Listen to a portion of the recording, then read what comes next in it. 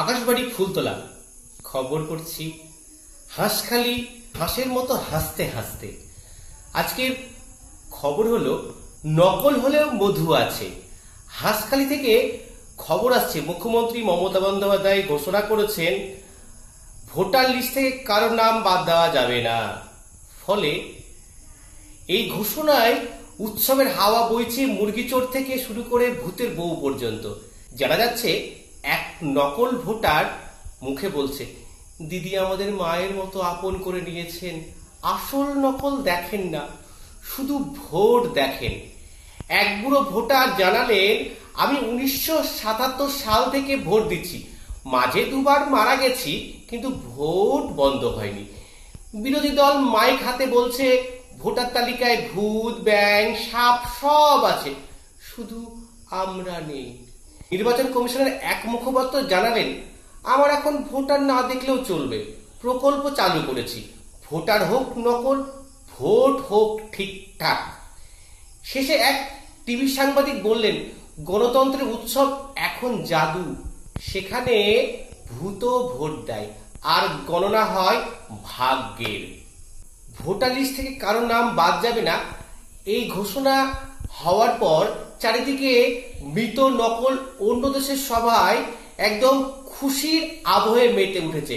আজকের প্রধান শিরোনাম, জীবিত মৃত বিদেশি সবাই এখন বৈধ ভোটার। মুখ্যমন্ত্রী মমতা বন্দ্যোপাধ্যায় এক বোমা ফাটানো ঘোষণায় জানিয়েছেন, ভোটার লিস্ট থেকে কারো নাম বাদ দেওয়া যাবে না। ভোটার মানে সম্প্রীতির প্রতীক। এই ঘোষণার পর দেখা গেল শ্মশানে জয় জয়কার। মৃতদেহরা কবরে শুয়ে বলছে, ধন্য দিদি, অন্তত মৃত্যুর পরেও ভোটাধিকার কেড়ে নেননি। বিদেশ থেকে বাঙালি খুশিতে গান ধরেছে, লন্ডনে বসেই ভোট দিলাম, মমতা দিলেন ছাড়পত্র। নকল ভোটারদের সংগঠন ভোটার বনাম বাস্তবতা বলছে, ভোটার আইডি আমাদের জাতীয় পরিচয়, আমরাও তো কারো ছায়া, আমরাও তো কারো না কারো ছায়া। এক ভূতের বক্তব্য, ভূতেরাও এখন নাগরিক, আমাদেরও ভোটে ভয় দেখানোর অধিকার আছে। বিরোধীরা অবাক। এক নেতা চিৎকার করে বললেন, এবার তো রাম লক্ষ্মণও ভোট দেবেন, হনুমান জয়ন্তীতেও বুথ খোলা হবে। নির্বাচন কমিশনের তরফে জানানো হয়েছে, ভবিষ্যতে গর্ভস্থ শিশুদেরও নাম তালিকাভুক্ত করা হবে। সাবধান যারা এখনো জন্মায়নি। সারা দেশে উৎসবের আমেজ।